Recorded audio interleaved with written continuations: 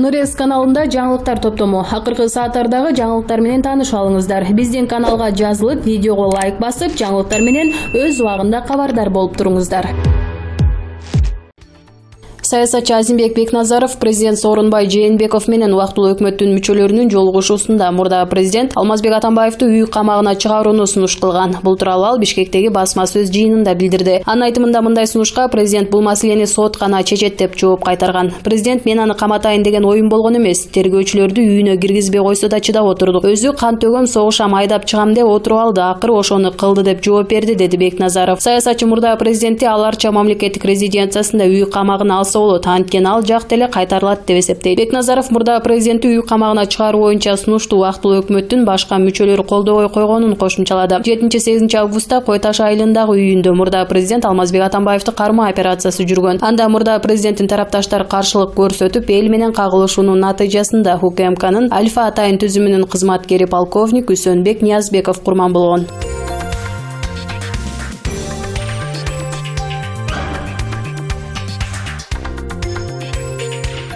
Ош шаарында иштеген 23 жаштагы мугалимдин билим берүүнүн мыктысы төш белгисине ээ болгону боюнча Билим берүү жана илим министрлиги түшүндүрмө берди. Буга чейин интернет булактарына сыйлыкты министр Каныбек Исаков өзүнүн жакынына берди деген маалымат тараган. Бирок министрлик муну четке какты. Министр менен мугалимдин эч кандай тууганчылык жайы жок. Сөз болуп жаткан Бактыгүл Жапар кызы Билим берүү жана илим министрлигинин сыйлыктары жөнүндөгү жобосунун негизинде мыйзамдуу түрдө төш белгиге татыган. Ал номер 50 Пайыз Нышанов атындагы мектептин география мугалими. Ош шаарында өткөрүлгөн жылдын мыкты мугалими 2019 конкурсунун жеңүүчүсү болгондугуна байланыштуу Ош шаардык билим берүү башкармалыгынын сунушунун негизинде билим берүүнүн мыктысы төш белгиси менен сыйланды деп айтылат маалыматта. Тактоо үчүн министрлик 2018 жылдын 12 февралындагы номер 157 буйрук менен бекитилген ведомстволук сыйлыктар жөнүндөгү жобонун 7-пункту. Сыйлыкка көрсөтүүдө комиссиянын өзгөчө учурларда кароо тартиби жөнүндө менен тааныштырды. Кудайбердиева депутат Икрамовго сыйлык берүүдө мыйзам бузулган жок. Билим берүү жана илим министрлигинин ведомстволук сыйлыктар боюнча комиссиясы өзгөчө учурларда министрликтин ардак грамотасы менен сыйланбаган адамдарга төмөнкү учурларда сыйлык бериши мүмкүн. Жыл мугалими сынагында республикалык жана эл аралык масштабдагы сынактардан 1-2, 3 орунду ээлегендерге, окуучулары республикалык эл аралык олимпиадалардан, дүйнөлүк жана Азия оюндарынан жеңүүчү болгон мугалимдерге, республикалык же көз карандысыз рейтингтерде алдыңкы катарга чыккан билим берүү тармагынын өсүп өнүгүшүнө, материалдык техникалык базасын чыңдоого, жогорку көрсөткүчтөргө жетишкендерге билим берүүнүн мыктысы төш белгиси жана ардак грамота берүүгө мыйзам жол берет. Буга чейин дал ушундай сыйлык жогорку кеңештин депутаты Тазабек Икрамовго берилгенде, министрлик билим берүүнүн мыктысы төш белгисин берүү жол жобосун айтып берген.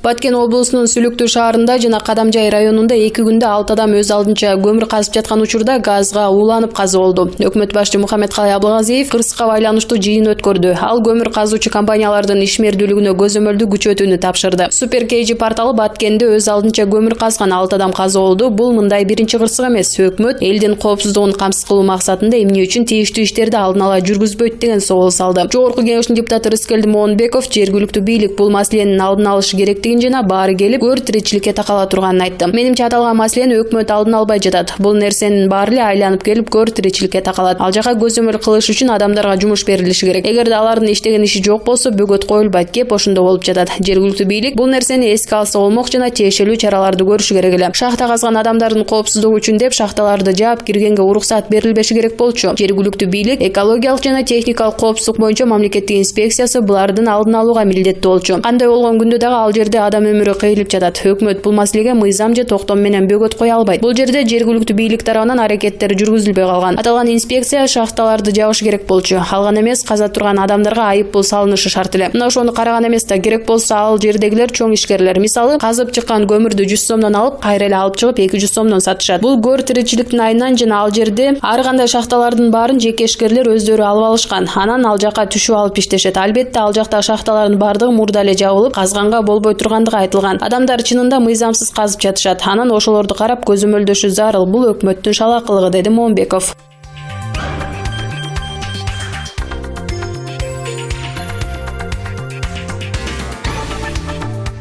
Алмазбек Атамбаевдин уулу Кадыр Атамбаев бир жумага чет өлкөгө барат. Маалыматты КСДПнын атайын өкүлү Кундуз Жолдубаева тастыктап, ал аспирантурага тапшыруу иштери менен башка өлкөгө барарын билдирди. Кадыр Атамбаев бир жумадан кийин өлкөгө кайтып келет. Азырынча анын кайсы өлкөгө барарын айта албайм, деди Жолдубаева. Август айында берген маегинде Кадыр Атамбаев өлкөдөн качып же чыгып кетүүнү көздөбөйм. Эч жака кетүүнү пландаган жокмун. Окууну улантууну пландагам, себеби чакырууда бар болчу деген. Ошондой эле анда ал атасы уулдарынан саясатка аралашпайм деген убадан алганын, ага карабай саясатка аралашууга аргасыз болуп жатканын белгилеген. Август айынан тартып ал атасынын соттук отурумдарына Кой Таш окуясы боюнча иликтөөлөргө активдүү катышып, кээ бир жагдайлар боюнча жеке пикирин билдирип келе жатат.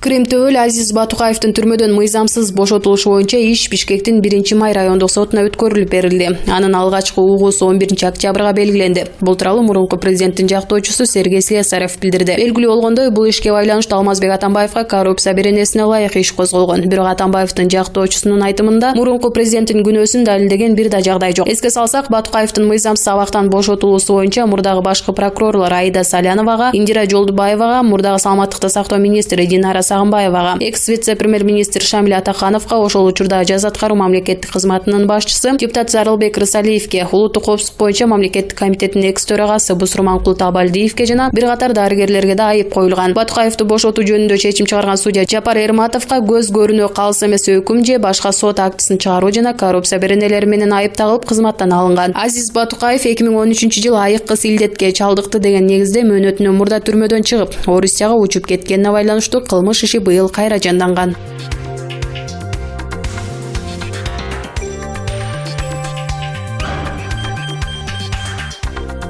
Кыргызстандын тышкы иштер министрлиги Бириккен Араб Эмирлигине бара турган кыргыз жарандарын аэропорттордо өзгөчө сак болууга чакырат. Бул тууралуу ведомствонун маалымат кызматы кабарлады. Министрликтен билдиришкенде, акыркы учурда Дубай шаарынын аэропортунда Бириккен Араб Эмирлигинде тыюу салынган лирика препараты, оору сезимдерди жоготуучу наркотикалык заттары бар каражат менен кармалган Кыргыз Республикасынын жарандарынын саны көбөйүп жатат. Кыргызстандын атуулдарын сак болууга аэропорттордо бейтааныш шектүү адамдардан ар кандай конверттерди жана жүктөрдү албоого чакырабыз. Эгерде жарандардын колунда же жүгүндө ал өлкөнүн мыйзамына каршы буюм же заттар табылса, жоопкерчилик жарандын өзүнө жүктөлөт деп айтылат билдирүүдө. Андыктан чет мамлекетке чыгуу алдында бара турган өлкөнүн баа же эрежелери жана ички мыйзамдары менен таанышуу сунушталат.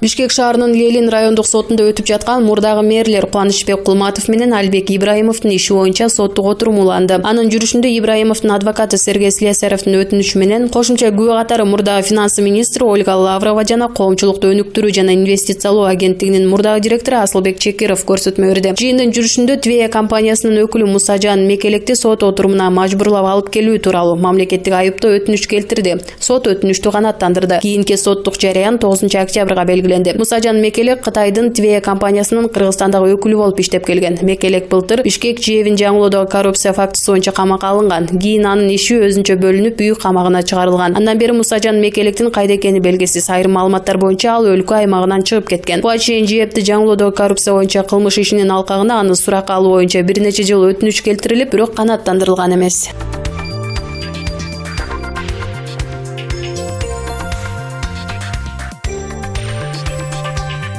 Мурунку башкы прокурор жакындан бери журналист болуп иштеп жаткан Азимбек Бекназаров парламентке эмне себептен ат салышпай турганын ачыктады. Ал маалымат жыйынында партияга аны эч ким алгысы келбегенин айтты. Өлкө аймагында жана сыртында аны эч ким колдобогонун кошумчалады. Азимбек Бекназаров реалист экенин белгиледи. Мен жаш эмесмин, өз мүмкүнчүлүгүмдү билемин. Өз көз караштарыбыз менен эч кимге керегибиз жок, деди ал.